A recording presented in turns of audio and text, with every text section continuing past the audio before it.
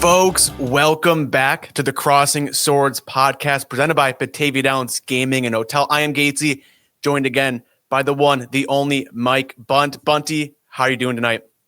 I'm doing really well. We're 1 week away from Sabres hockey. I can't believe it's almost here and ready to talk about it. Yeah, Goose is ready to talk about some Sabres hockey. Bunty said 1 week away, and we've had some preseason action to kind of really get us in the mindset of Buffalo Sabres. So tell me, you're 5 preseason games in. How are you feeling right now? Just kind of get a little taste of what the season's to bring for Buffalo. Yeah, I'm excited. There's cautious optimism. Obviously, as a Sabres fan in the middle of a 14-year playoff drought, you can't get too pumped up for a Sabres season because we've been conditioned to expect the worst. But I will say this.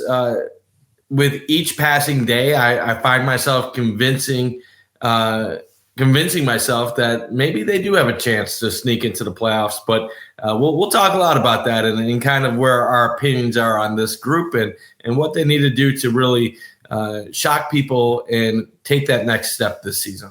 Yeah, I think that's the beautiful thing about preseason, Bunty, and something I've been talking about in my post-game videos is you can kind of make these preseason games what you want. I like looking at it of taking these good things that we're seeing, whether that be Josh Norris, going off. We'll definitely get to that in a bit. And seeing, what this team can be and the bad stuff, you can just brush it off. It's just preseason. They're going to correct it. It's going to get fixed, ideally. I mean, last game was really bad. He heard Ruff in his post-game presser. He wasn't happy. And you build off that. I think that's kind of the beauty of preseason. You can take it as it is. And we only have one more game left, Bunty. So we're 5 games in. Who's someone that you are high on right now on the Sabres team that either maybe surprised you or is really kind of exceeding expectations you had going into this season? Yeah, I mean, how can you not be high on Josh Norris right now? And he's been a guy that has been interesting throughout the offseason because everybody keeps asking who's going to replace J.J. Peterka's goal production. And for whatever reason, no one ever mentions Josh Norris. Now, I know the real reason. It's because he's always hurt. He's injury prone. But I really think a lot of the fan base is over-harping on that and forgetting about his skill set, what he brings to the table overall. And I get it. Your best attribute is availability, and he hasn't been on the ice, and Sabres fans only saw him in a few games last season with the team after the Dylan Cousins trade, but he's been really impressive. Like you saw right there with the stats, I believe 3 goals in the preseason so far, 2 last game, an incredible first goal. And for fans that weren't aware of what he brings to the table, they've now seen a little glimpse of his finishing ability. I want to let you talk about the player that you've been high on, but at some point in this show, we got to discuss what Norris brings to the table, where he fits into this lineup. Is his injury past a real concern, and how does he fit into the entire equation of getting this team to the next level? Because what I find interesting is this is the highest paid forward on the Sabres right now.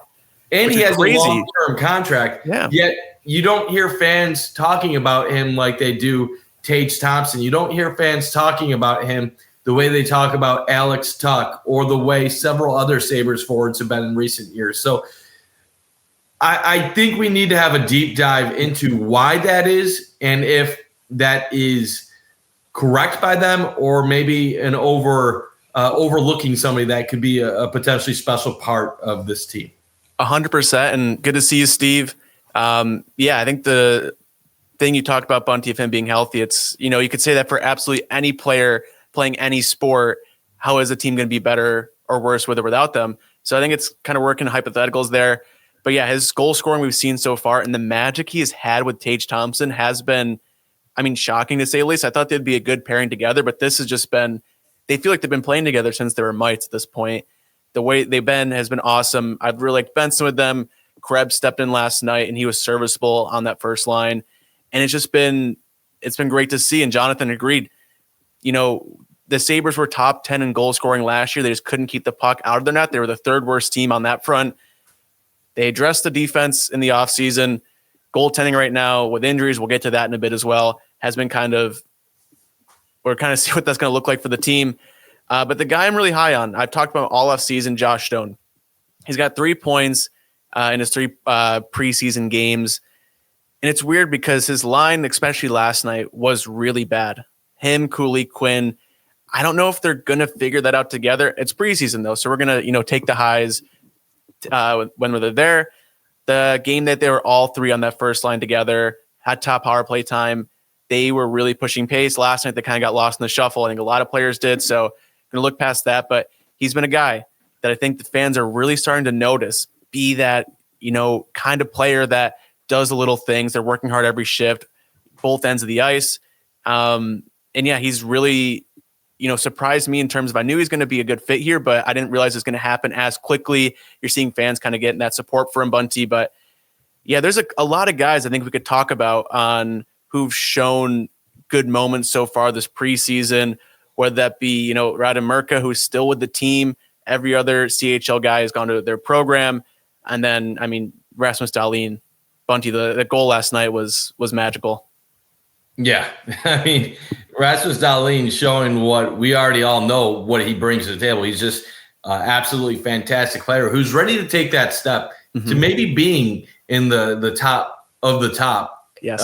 Among NHL defensemen. Who says he can't be Cale Makar? Who says he can't be in that elite conversation? I definitely wonder he's there. So honestly, if Dahlin was on a winning hockey team, we would be talking about him probably like Cale Makar. And he probably could put up numbers similar to a guy like that if he had a little bit higher level teammates. And I'm not saying Tage Thompson, I'm not saying Tuck and all these other guys can't contribute, but if he had some of the guys that Cale Makar is playing with, I bet you Dahlin would be posting 85, 90 points as a defenseman as well. So Dahlin's incredible, and the Sabres are lucky to have him. And AJ actually had a tweet the other day that said, the Sabres waste Rasmus Dahlin, it'll be 1,000 times worse than if they wasted Eichel. 100%. That's a conversation for another day, but there is some merit to it, because as great as Jack Eichel is, he never really developed into what we thought he would be. Great player. 100%. We were getting like generational great. And the truth about Eichel is it more was shocking and hurt the way that ended, because we had him under contract long term. Dahlin, you're praying that they find a way to make it work, because he really might be that generational defenseman when it's all said and done. And I know it feels like he's been in Buffalo forever, but he's still young and could still have a great future and part of being a big part of this turnaround. So hopefully Dahlin, this is that really next level surge type season. Yeah, and it wasn't our rundown to talk about Dahlin, but I just feel like we don't talk about it enough, just how good he is. And I think about it all the time, like, I can't imagine where we'd be without him, and the progression of his career has been awesome. Adam, good to see you. Jacob Bryson, serviceable 7th defenseman. I think he's been jumped a bit. I really liked the play of Zach Jones. I think he's, elevation of Bryson's game of a smaller defenseman. He moves really well. Bryson's, serviceable. He's looked good in the preseason. If they have to rely on him on big minutes, we're going to get concerned. But before we kind of get to some concerns on this team in terms of injuries, are there any guys you're concerned on, Bunty? Just, we're a couple games into preseason. I know it's a bit of an overreaction to make these, claims of you're out on a guy because of how they look in the preseason. Guys are trying to get their legs under them.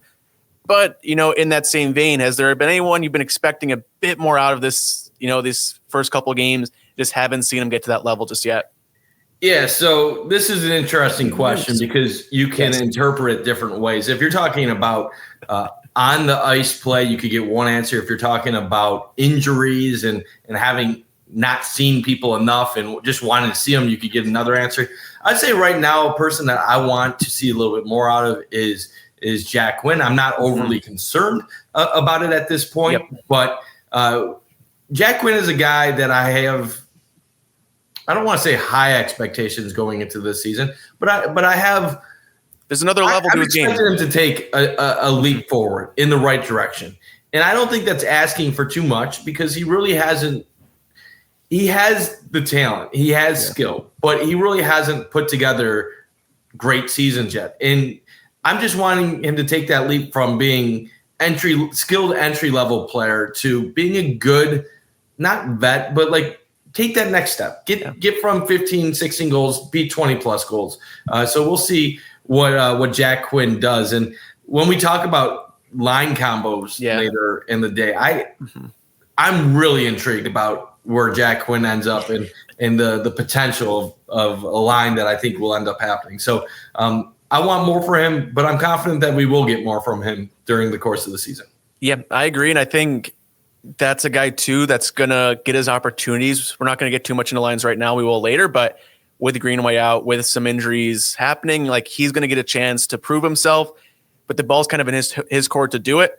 A guy that I'm kind of, I hate the word low for this, but expecting a bit more in the preseason was Yuri Kulik, simply because last season he was, the first line center playing with Tage, playing with Talk, playing with, some of the top end guys for the Sabres.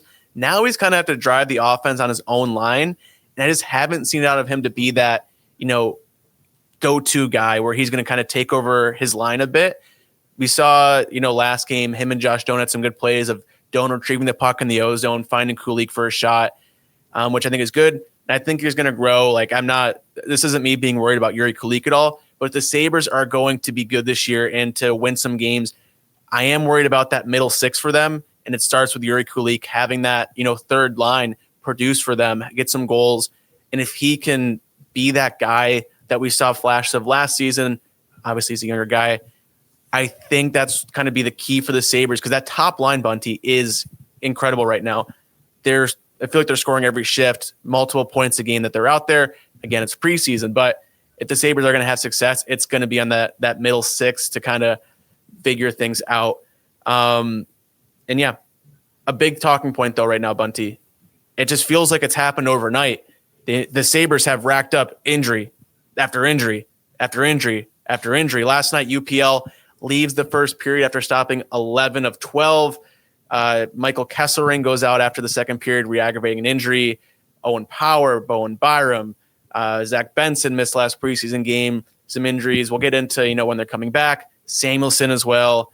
Actually, we might as well just get into the injuries right now. Yeah, I'll list them all off. Yeah, so right now, and correct me on anything that I end up getting wrong here. I got it pulled up from today, so go for it. I looked at the Sabres update too today as well. So it is actually, there was some good news in there. Yes. Some of it a little bit surprising. News.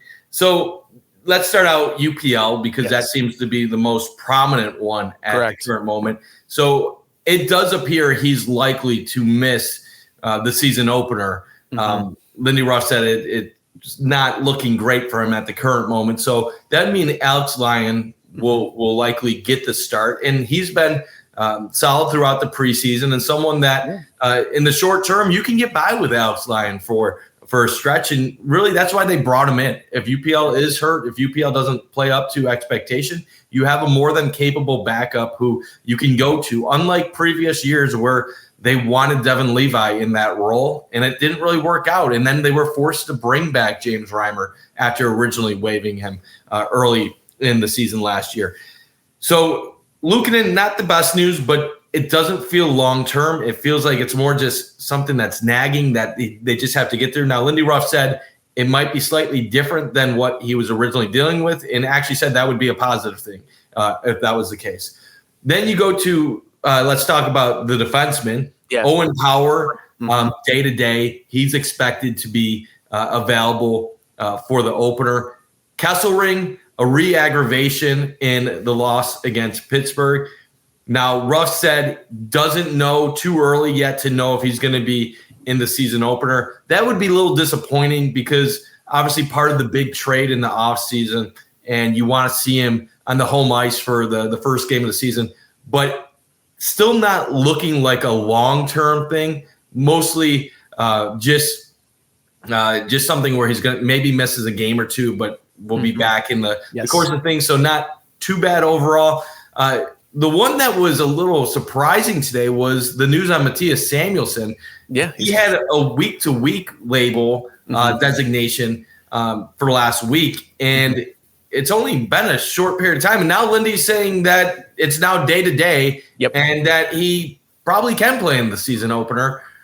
So, Gatesy, that came out of nowhere. That would be good news, though. Yeah. Like, I know fans hate Matthias Samuelsson. I know that he's hated, and I get it. And he wasn't good enough to cut it as a top pair defenseman. And even in the mid pair, not the best. But as a third pair defenseman with Connor Timmins playing 15 to 17 minutes a night, I think you can trust him in that role. And you could do a lot worse. Like, if you're saying, who would you rather have, Connor Clifton or Matthias Samuelsson as my third pair defenseman, I'm taking Samuelsson all 100%. Day. And then the last one, and I might be missing a player or two here, was the Zach Benson news, and looks like he is going to be back soon. And I know Bo Byram, they said he'll likely be to play. To play on Friday, although I wouldn't play him if I was Lindy, because why risk anything at this point? Wrap everyone in bubble wrap. I don't want to see a single name out there that, the average fan knows. It's weird. I feel like we're talking at game like 70 of the regular season, and guys are beat up and bruised, but we haven't even played game one just yet, Bunty. I think it's going to be a slow burn. And it sucks seeing as, how much they focus on their D-core this offseason to see it just already battered a week before opening night. I'm going to run through some comments real quick. Seven Swordsman, good to see you. Yeah, I mean, serviceable, probably a little bit low ball on Krebs. Both goals were because of him on the zone entry, getting the puck to Norris. So excited to see, when something happens with that top line. I thought it was going to be Josh Stone getting that kind of call up there to be the Army knife. But if it's Peyton Krebs, all good by me. AJ, yes, for watching. Thank you to everyone here. Like the show. Local evening news, good to see you. Good to see you in Pay the Bills chat the other night as well. High on Owen Power.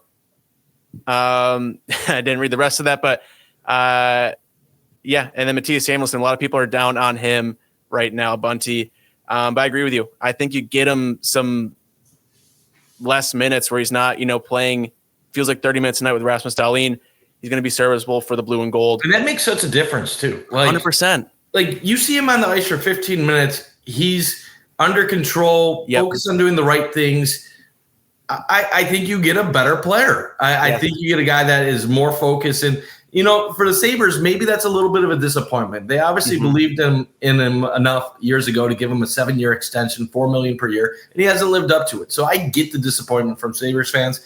I was even open to them buying him out. But at this point, he's on the roster. They are committed to him this year. So you got to make the most of the situation. And if Samuelsson does continue to struggle as a third pair defenseman, well, you have other options throughout the franchise. You can go to Bryson. You can go to Ryan Johnson, who it's funny. A couple years ago, we were wondering when he was going to get his chance in Buffalo. Before that, it was, will Ryan Johnson ever sign with Buffalo? And now it's, is he going to be part of this team at any point? Now they did extend him. And then, like you said, Zach Jones went to waivers recently.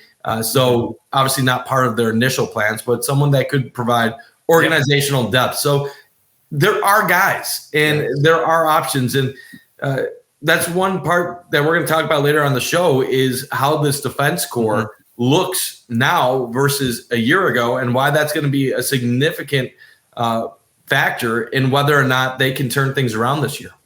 Yeah, I mean, that's the name of the game of the offseason. You saw it in Kevin Adams and who he brought in, the direction of the organization of focusing on that D side, but if they can't stay healthy, it's going to be an interesting first couple of weeks for the blue and gold. But we talked about injuries. I think that kind of opens the door for this open night lineup for the Sabres. We're a week away, Bunty. We have one more preseason game. We can look at hypotheticals of guys who are in, guys who are out. But yeah, let's talk about this open night lineup. I think Lindy Ruff has given us a pretty good insight on what this is going to look like. I feel like the lines throughout training camp haven't really changed much. It's just changed due to injury. But opening lineup, I don't know exactly the best way if you want to do this. You want to go, forward line by forward line, but I think we're going to seem pretty on the nose for these. Yeah. So I'm just going to tweet out a quick link about this. Yep. And then I'll let you give your initial thoughts on a few lines, and then I'll give my opinions. I'll run through mine right now, Bunty. I think forward lines is pretty set in stone. The only thing that's going to change is injury. So you look at the Sabres top line, you're going to see Zach Benson, Josh Norris, Tage Thompson. They're awesome together. Only thing I see them not being together long term is if the Sabres need some scoring help throughout the rest of their lineup, and they have to split up Norris and Tage because they've looked really good together. And yeah, Andy, Norris has been a faceoff weapon. He's like 62% in the preseason, which is insane. But yeah, they might need to split him up to kind of figure that out. Second line, you got Zucker, McLeod, Tuck. Third line, Quinn, Kulich, and Doan. And that middle six, I think, is my biggest question marks going into opening night is what are the Sabres going to get out of them? Shout out Bella. She never barks. And then during this podcast, she starts barking. I had Goose running around. So it's, pro pet podcast. And then fourth line, looks like Gearston, Krebs. Actually, I like Danforth, Krebs, and Malenstein. Danforth, I thought, has been awesome. I don't want to spend this time on the podcast, raving about fourth liners, but he's been a good addition so far. Last night he looked great. And yeah, you're going to take improvements on this roster wherever you can get them, Bunty. Yeah, so I like the lines that you put together, and I think based on what we saw so far in the preseason, it's pretty safe that that's going to be how things look. Yeah, I'll say this. There's a lot of Sabres fans. You can kind of tell the diehard Sabres fans from the casuals based on how they react to certain things. Like when the people put together the mock lines, the casuals are like, oh, that looks like crap. Who are these people? I've never heard of these people before. They're horrible. And then you'll see the diehards, they'll be like, oh, there's some potential there. Then, I don't know about this, blah, blah, blah. I look at this top line, and it's interesting. Is Josh Norris a number one center in the NHL based on his previous career stats? Probably not. Probably not. If we're being real, Josh Norris is probably a number two center. But in Buffalo, with what they have on the second line, I actually really like this top line, and I think it has the ability to be really special. And I know some of the metrics don't really mesh well with what we're seeing here, but it alleviates one of the problems I was really concerned about during the offseason. And that was when everybody wanted the Sabres to go out and get a number one center. The concern was you can't have Kulich and Benson both with Thompson in a must-win year because that's too much pressure on two young players to step up and be carried by Tage to really get production. And my thought was there's no way you're going to have Benson and Kulich on the top line with Thompson, but you probably need to have one of them on that top line to make sure that you have the proper balance throughout the lineup. Now, what I love about this top one right now is we already know Thompson can score. Top 5 goal scorer in the NHL last year. And you look at his averages for the last 4 years, he's averaging 38 goals a year. He can get 40 goals in a sleep. Honestly, I wouldn't be shocked if one day Tage Thompson gets 50 goals in a season. But you know what the shocking part is with Josh Norris? And this is why I like him on the top line. Number one, he's a good faceoff man. Yes. He is good winning zones, which is going to help the Sabres drastically in the power play, which will help Thompson find the back of the net more too. But then number two, Josh Norris is a finisher. For his career, yes, everybody mentions the injuries, but he averages about 31 goals per 82 games played. So he can put the puck in the back of the net. Now, he's not a great facilitator. He's not the best passer. So that's not something you love to see out of a number one center. But that's where Zach Benson kind of comes into play. Now, you're asking a lot for Benson to step up when he hasn't done it yet at the NHL level. But we're talking about a guy that was one of the best passers in the WHL back when he was playing Canadian. When he had a Thompson, too, behind the back. Beautiful. So, we know Benson has the skill. Now, he does the tough stuff. He goes in the corners. Even though he's undersized, he outworks his opponents. He's responsible defensively. What I like about Benson with Norris and Thompson is you get Benson the puck, he has two guys that he can get the puck to at any given moment that can finish. So I'm pretty high on this top line. I think Benson, with those two guys, I'm not saying it's going to be the line all year. He could be a 50-point guy on that type of line. 100%. 100%. Absolutely. And then what I really like is the second line. Now, you might be elevating a couple guys that in my head, I might see more as third liners, but playing together and then with Tuck could create a spicy second line. McLeod proved last year he is a very good middle six center. Yes, third line probably makes most sense for him, but he's good enough to be on the second line as a center. Responsible, two-way player, added a goal-scoring touch, over 50 points last year. So that was a lot of offense that we were told not to expect by most in the hockey community. And then Zucker, veteran presence, goes in front of the net, does some of the dirty work that a lot of the Sabres skill players, the younger players, haven't done in recent years. You pair them with a guy like Tuck, who also has that finishing ability, is willing to do some of the things that are harder working, physicality, stuff like that. I think you have a nice veteran line there. You have guys that are responsible, that Lindy can count on and trust to do the right things the majority of the time. And it shows in the numbers. McLeod, a plus player. Zucker, I don't know where he finished, but brought 20 plus goals last year. And then Tuck, 36 goals, another plus player. So that is a very responsible second line. So now I'm feeling pretty confident about my top two forward lines based on the mix. Now, where it really gets interesting is the third line. And this is why I'm intrigued by it. On paper, people are going to say, I don't know about this third line. Like it's a little scary. There's a lot of unknown. A lot of question marks. Sometimes unknown is fun and sometimes it's scary. But I am very, very intrigued about Josh Doan playing with Yuri Kulik and then obviously Jack Quinn. That is a third line that has something that not many of the Sabres third lines over the last 10 years have had. And the name of that is skill and sniping ability. Kulik has one of the best shots in professional hockey at any level. Now, he has to put his entire game together, but Kulik is going to be a 20-plus goal scorer in the NHL, and he has 30-plus goal potential in the future. Now, we've been saying that Jack Quinn has that ability as well, but we haven't seen consistency from Jack Quinn. Now, you also have a guy like Josh Doan, who really hasn't had an opportunity much on the third line, has been more of a bottom line guy, but he is a good, responsible two-way player who shows the potential to have a strong two-way game and be a 20-plus goal scorer in the future. Not saying he will be, but he has that ability. You put that together. You give a defensively responsible player in Doan with Quinn. That helps Quinn out a little bit because when Quinn was playing with Peterka and Cousins, no one on the ice was playing defense for the Sabres during those moments. So that was kind of a danger. Kulik, I'm not going to say he's the most perfectly well-rounded player, but he does have elements on both sides, and he can get things done. I think that third line has scoring ability, and I think that there's going to be some low moments, but I think there could be some high moments as well.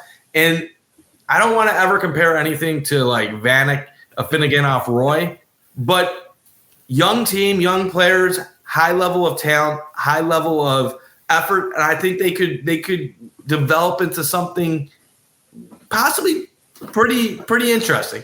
Now, fourth line, it is what it is. At this point, Krebs is a guy where if he is a gritty fourth line center getting you 10 goals, 30 points, you take it as your fourth line center. Put that with Danforth, Malenstein, or whoever you want to pair it with. You get by with it. But overall, on paper, these lines make sense to me. Now, they have to go out and execute, but the lines make sense to me. I see a team with goal-scoring potential, but better defensively overall as far as defensive awareness out of their forward group. Yeah, and I think it's just getting that depth scoring for me, Bunty. I saw some comments here. Thanks again for everyone commenting along with the show. Peyton Krebs looked good on that first line. So if it's something where the Sabres goal scoring isn't where it needs to be outside that first line, you might have to take, Benson off of that, throw Krebs there, and then bring Benson down just to increase your goal scoring throughout your lineup. I guess we'll kind of see how things go. And it just really depends on that, third line especially. Can they score a goal here and there? Can they get that secondary scoring that, has really kind of hurt the Sabres at times? Especially getting to close games. Lindy Ruff has talked all offseason the importance of, winning close games. You get a depth goal from a Josh Doan or Yuri Kulik or whoever, is going to be a big thing for the team. Local evening news, Doan is pesky. And I think that's the big question mark is how are those three going to work. It looks like on paper, Bunty brought up, Kulik's shot with Doan's, tenacity and puck moving. And, Quinn has a shot too when he's feeling it. If it all comes together, like that line is going to be really, really good for Buffalo. I think it's just kind of figuring all that out when the time comes. In terms of guys who are hurt, I know we talked injuries before. Jordan Greenway will return at some point during the season. It'll be interesting where they plug him in, whether that be on the third line, on the fourth line. Like, doesn't the fourth line feel like a better fit? Oh my God. Yeah. 100%. It's like, that's the thing. Like, that's why I feel good about this team because Jordan Greenway on the third line, like, okay, it's decent. They'll be physical. Like, it works. Jordan Greenway on the fourth line, I'm like, oh, okay. That's going to be, he's going to have an advantage against most other teams on the fourth line. So it's not just like they're punting on with their fourth line anymore. That's the thing. Like, it's funny because a lot of Canadian hockey fans and experts, they'll acknowledge like the Sabres have some top end talent. That's why I laugh when Sabres fans are like, there's no talent on the team. Like, no, like there is top level talent. Like Dahlin and Thompson are stars wherever they'd be in this league. And like Norris is a good player and Power has high level potential. Like there's top level talent, but it's been the depth. It's been the lower level guys. And it's been putting certain guys in roles that they're not deserving of being in. That has really hurt the team. Like the Sabres second line for several years has killed them. That's why I'm so high on McLeod, Zucker, Tuck, because I feel like instead of forcing a bunch of young kids to have to step up who aren't ready for it, you have veteran presence. That's what I've been begging for years. Veterans in roles that are ready for it. And then you could have a kid line on the third line. I don't mind having a kid line as my third line. I have a problem depending on a kid line as my second line and having to score 20 plus goals and having to contribute when they don't even know what they're doing on a play-by-play basis. So you bring Greenway into the equation. That could be great for the fourth line. And then there are some other options too that are going to be healthy scratches. So this forward group, while I would have loved another top six forward or somebody like high level skill just to talk about, I do think this is probably on paper one of their best units that they've had in recent years. Now, a lot of people will disagree with me and they'll say, well, wouldn't it have looked a lot better with Peterka? And know what? I understand that. I think if you have Peterka on the second line with who they have, then you bring down one of those guys at the third line, then you're really talking like decent team. But my argument back, and I'm not saying that this is going to work out the way the Sabres want, Kesselring pairing with Power is going to end up being more of a positive than lacking that defense pair with Power and having Peterka in your forward group. 100%. I thought Kesselring last night, he was paired with Dahlin before he went out, and he was great. I think he's looked really good this preseason. Like their second game together wasn't like the best, but to expect all these players to be incredible every single game is, that's not feasible. Bunty, I have some breaking news. The Sabres aren't going 82-0 this season. So you're going to have games where they're going to, look off, look different. And these guys are figuring, their games out together. But yeah, the Peterka trade will without a doubt be a win if, Owen Power can take that next step with Michael Kesselring. And as long as, they can stay healthy, that's it. Peterka is going to be a really good player. Like I want people I'm not killing Peterka. Like I wanted him to stay, and it was a shock to the system when you found out he wanted out and that it was actually legitimate, and the Sabres end up facilitating a trade. So I'm not saying like the Sabres are now way better because they got rid of him. I'm not saying that at all. It's more so that the Sabres had goal scoring ability already. They finished 10th in goals last year. You go back 3 years ago, they were third in the league in goals. They went from scoring to not scoring to scoring.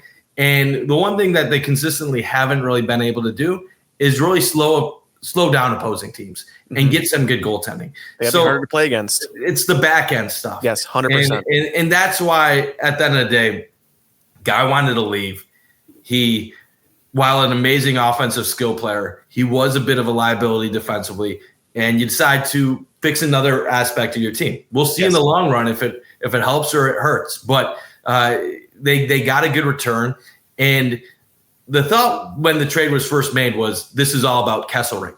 I think we all know now, after having an offseason to digest things, that Josh Doan was also a very big part of their plans. And what's tough as a fan of a team that's been struggling for so long is that when you look at a trade and you're giving up a guy that is the best player in the deal or the best perceived player in the deal, you get a guy like Kesselring back who's good, but not to that level. Doan feels like the throw-in. It feels like this guy has that night. We were live bunting. Is this guy? I don't know much about him. And then you realize he had good advanced metrics. He really didn't get much of an opportunity. People across the league are very high on him. And that the Sabres really, that was one of the things that was holding things up so long, was the Sabres trying to get him included to be part of the deal. So at the end of the day, if Doan ends up developing and he ends up being a good third liner this year, say he gets them 30 to 40 points, 10 to 15 goals, and he's a plus player, and then you get Kesselring helping out power, the Sabres will have gotten what they needed, while Utah got a legit 30-plus goal scorer who can help what they need.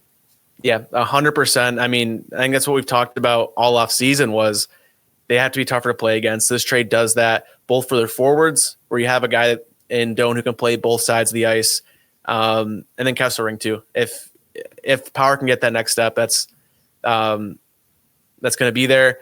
Josh Doan too. Man advantage. Like you look at the Sabres special teams, not to get too in the weeds for the preseason, but their special teams did look better. Their power play or the PK last night was bad, but last night was a wash. So it's preseason. We're gonna forget about it. But their power play was good. Doan was there when called on. Like I think that's the part that excited me the most was you see these guys kind of step in opportunities and they took advantage of it. And special teams where you see the Sabres last year where Dahling goes out, they go on the 13-game losing streak. You can see, the depth is getting to a point where if these top guys do go out, there's enough that they can slow the bleeding enough where they're not going to lose 13 straight games again in the future. Steve, I know we're talking about the goal song last night. I'm full on. I know every time we touch, I get this feeling. I think it just gives me Jeff Skinner vibes. I feel in my heart of hearts. I think I miss Jeff Skinner. I miss the vibes when he scored. Did you vote? I'm a voter. I voted. Did you vote for every time? I did once. Yeah, I had to make my voice heard. Bunty, this microphone is not enough. I'm not gonna lie. I voted also, and that's the same one I voted. Oh, so this is the funny thing about Twitter and social media.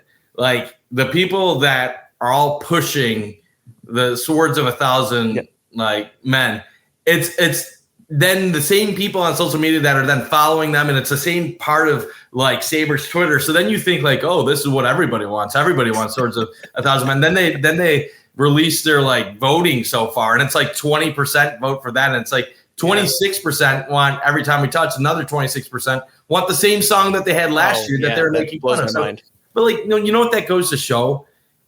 What it shows is that we all live in our own circles, and we think this is cool or that's stupid, but we really don't know what most people are thinking.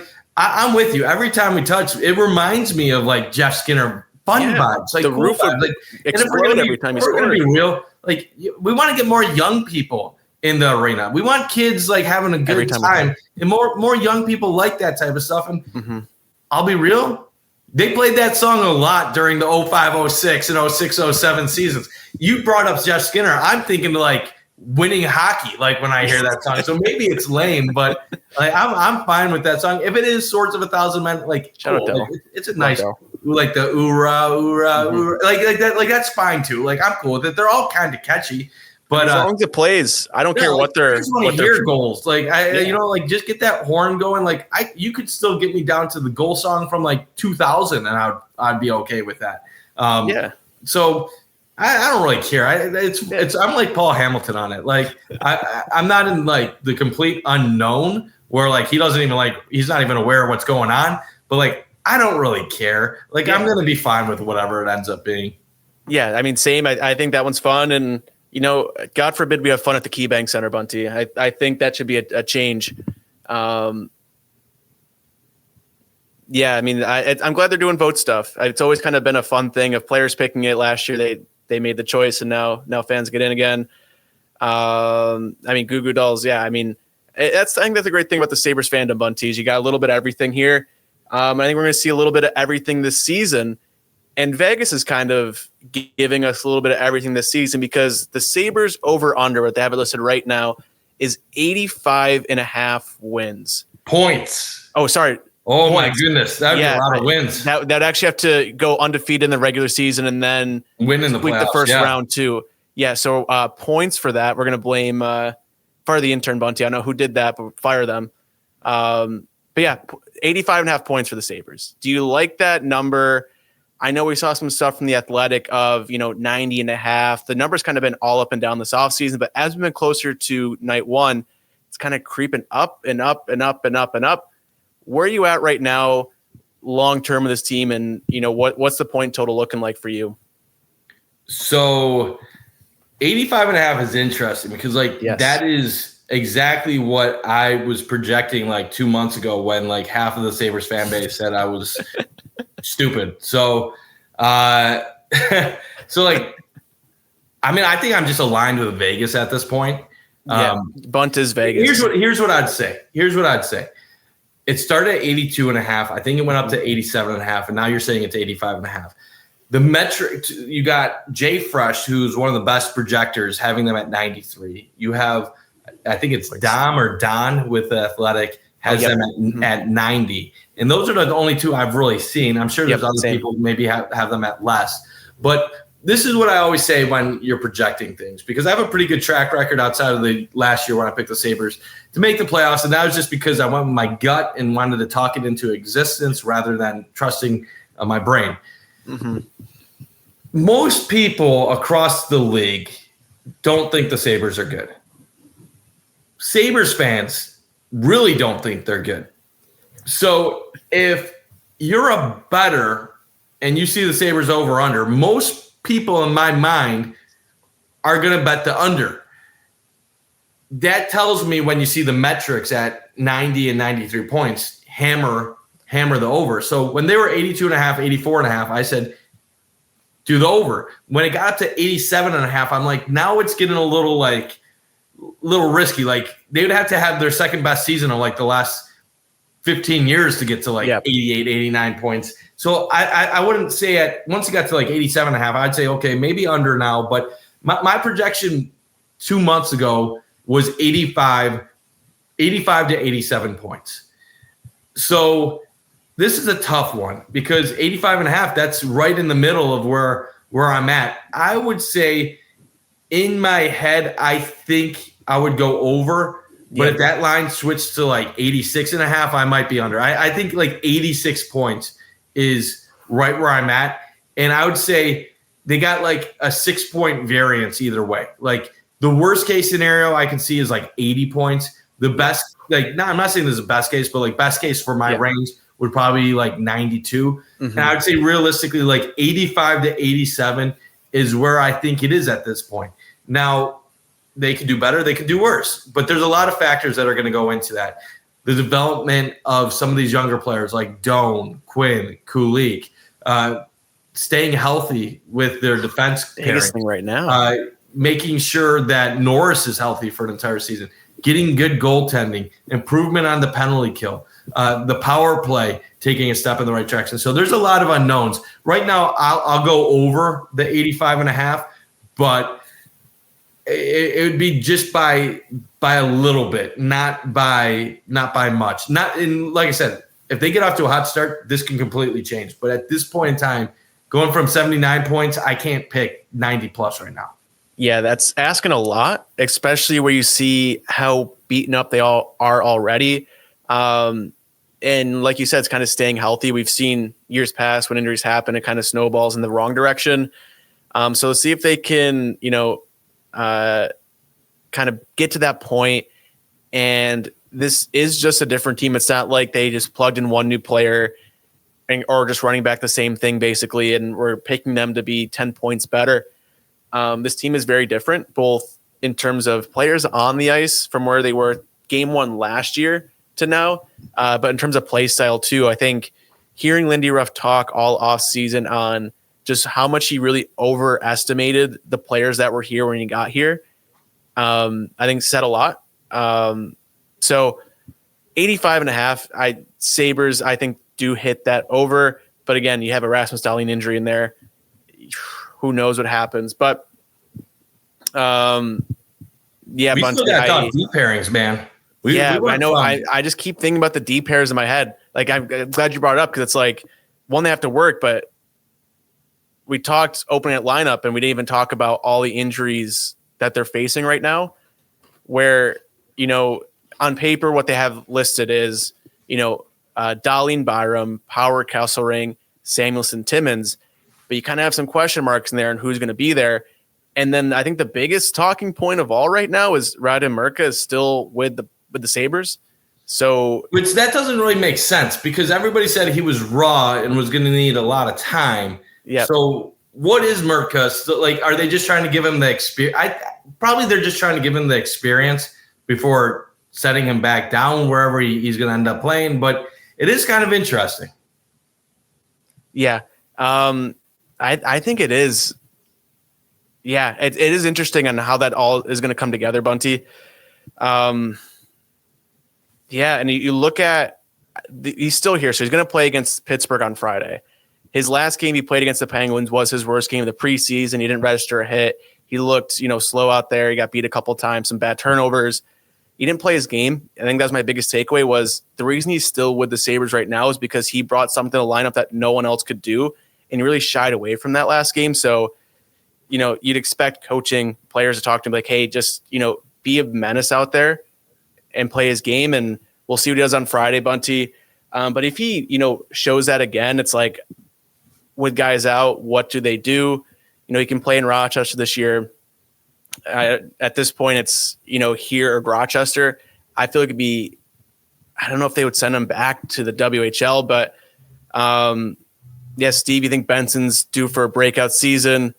Yeah, I mean, Marchand would be awesome. I don't know how you can say no to that, but yeah, Bunty, I don't know if you have any final kind of thoughts here. Or 48 minutes in, or a week away from opening night. We kind of touched on lineup, guys we like, dislike, but where are you kind of at 1 week from now, and just what are you looking at as we go into game one? Yeah, I mean, 1 week from now, the only thing I'm really worried about is, are any of these guys missing the opener? And like I said earlier, it feels like it's pretty safe that UPL will not be a part of that. I'm really hoping Kesselring is good to go and that this isn't anything serious that's going to nag him for an extended period of time. I know the talking point is injuries right now, but I really think that in modern day professional sports, we harp on injuries too much during training camp and preseason. A lot of it is just load management, and when somebody has a bruise, you sit them out of things. Mm-hmm. So the Sabres, especially in hockey, they're not very specific with what the injuries are. So a lot of this can just be the most minor stuff, and just giving a guy a day or two because you don't want them to put themselves in a bad situation before the season gets underway. Greenway's obviously going to be out. UPL is going to be out. We'll see about Kesselring, but even with the players that they're missing, there's no excuse for them not to still have a chance to get off to a good start. They're going to be healthy on their top line. It looks like their second line is going to be good. Third line should be good. Like, without having Greenway, does that kill the forward group? Probably not. As far as deep pairings, if Kesselring is out for a period of time to start the season, would be interesting to see how things go with Power. You'd still have Byram with Dahlin. I think obviously you would have Power the second pair. You would have Timmins the third pair. If Samuelsson returns, do you keep Samuelsson with Timmins and then put someone else from sitting on the bench to play with Power, or do you move Samuelsson up and then have somebody play with Timmins? There's a couple different ways to go about that, but I don't think this is going to be a long-term thing with Kesselring. So I'm not overly worried about it. If he misses a game or two, I don't think that's end of the world. what I do find kind of interesting is like how we kind of, I don't want to say people take things out of proportion, but we go from this talk about how UPL is like in jeopardy and needs to play well to keep his job, to then like he's missing the start of the regular season. People are like, what are they going to do without UPL? It's like, well, like that's kind of why they brought in 2 other NHL goalies, because the thought is if UPL continued playing like he did last year, he's not going to be your goalie too much longer. So I know there's talk that Lyon isn't a starting goalie, that he is a quality backup and he can get you by for a period of time. But I don't know if UPL is a starting goalie in the NHL. And really, the everything really banks on this defense taking a step forward, elevating their play to make the lives of the goalies behind them much easier. So if the defense does their job, I'm going to trust that'll make it easier for Lyon, UPL, Georgiev, whoever is in the net. So I'm more concerned about the health of Kesselring and the forwards still continuing to produce than I am whoever is in net. And the one thing I will say about UPL, he obviously does have the highest potential of the 3 guys in Buffalo. But 100%. We saw what he did. I don't expect UPL to play 45 games this year. Like I could see a situation where they all play over double-digit games. I could even see Georgiev playing 10, 15 games, depending on how things go. So it's going to be interesting. I hope UPL is good, because if once he is healthy, we will get a good indicator of if he has the ability to take his game to the next level. And if he doesn't do it this year, it might be time to move on from him in the near future. Yeah. Like you said that basically pretty good right there. Is all eyes are on that decor, how they're going to do. And I think how they produce is how we're going to see, the goaltending kind of react to that, and go from there. So Bunty, we have a week there. We have Friday's game tomorrow in Pittsburgh. It's looking just to keep guys healthy. I don't want to see a single defenseman out there that is going to be playing an opening night for the most part. Give Murtka minutes. Ryan Johnson, I thought it's looked good this preseason, which is nice to see. Zach Jones, Jacob Bryson, fill that out there. And yeah, I'm excited to see, Sabres hockey again. That counts. This preseason's been fun just to, see the colors back out there again. I think it's, see the jerseys, kind of get your mind in the right mindset. But yeah, I think there's a lot of question marks on this season. I think we'll get a pretty good idea, first couple of weeks, first month in. How is this decor looking? How are, the Sabres goal scoring after moving on from Peterka, bringing in, some different guys on that front? How are they doing healthy? How are they health wise? Kesselring. There's a ton of question marks on the season, Bunty. But I want to say thank you to the nearly 2,500 people stopped in tonight. And we got some big news too, because this is going to be a weekly show aiming for Thursdays. So Sabres play, next week on Thursday, pregame show leading into that. And from here on out, you're going to be stuck with us every single Thursday through the season, hopefully going into April, going from there, Bunty. But before we sign off, do you have final send-off here? Are you good to go? Yeah, I'm just hoping for a good season. We have a lot planned for the Crossing Swords podcast this year. As Gaethje just said, this is going to be every Thursday at 7 o'clock when there's not a game going on. Yep. If there is a game going on, we'll probably push it an hour early and make it a pregame show and preview the upcoming games and talk about what's going on with the team. Gaethje's, you've been doing an amazing job with your recap videos. If you guys haven't seen those, check out the Trainwreck YouTube account. Mm-hmm. He's doing recaps after every game. I'll be at, I believe, 16 home games this year. So I know you'll comment on that Bolton jersey in a minute, but it's always there. I'll be doing some recaps after the games, just like I do for Bills games from the stadium. So we think the Sabres are about to take a step in the right direction. Now, will that be enough for the playoffs? I don't think either of us are going that far, but I might say the P word, Bunty. It's going to be, I believe it's going to be a lot more energetic and possibly fun year at the KeyBank Center.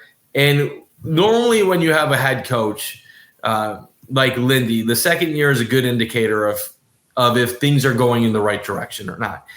It's pretty clear that year one even though I had some optimism, that there were certain guys on the team that didn't buy into his approach right away, and that he had misjudged how they fit in to the culture of the team. And hopefully now that most of the guys should be acclimated to how he likes to do things, there's a less of a learning curve and more of a move on the fly type approach with what he's trying to do. Mm-hmm. I'll say this: in New Jersey, from year 2 to year 3, he had a huge jump.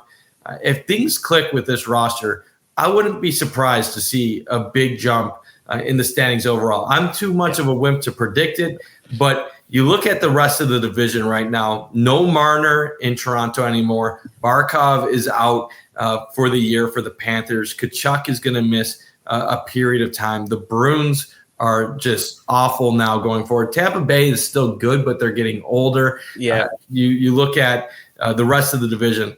I don't think Ottawa's more talented than the Sabres. Yeah, it just has middling teams. Year. They had good goaltending from Allmark, but overall, I don't believe Ottawa's a better team. Montreal, congrats to them on everything connecting last year, but I don't think Montreal is going to repeat what they did last season. So you look at the division and you say, okay, maybe there's an opening if the Sabres can put some things together. Now, I'd still put my money on wild card if any spot, but when you see the analytics say they got a 43% chance for the playoffs, you know what?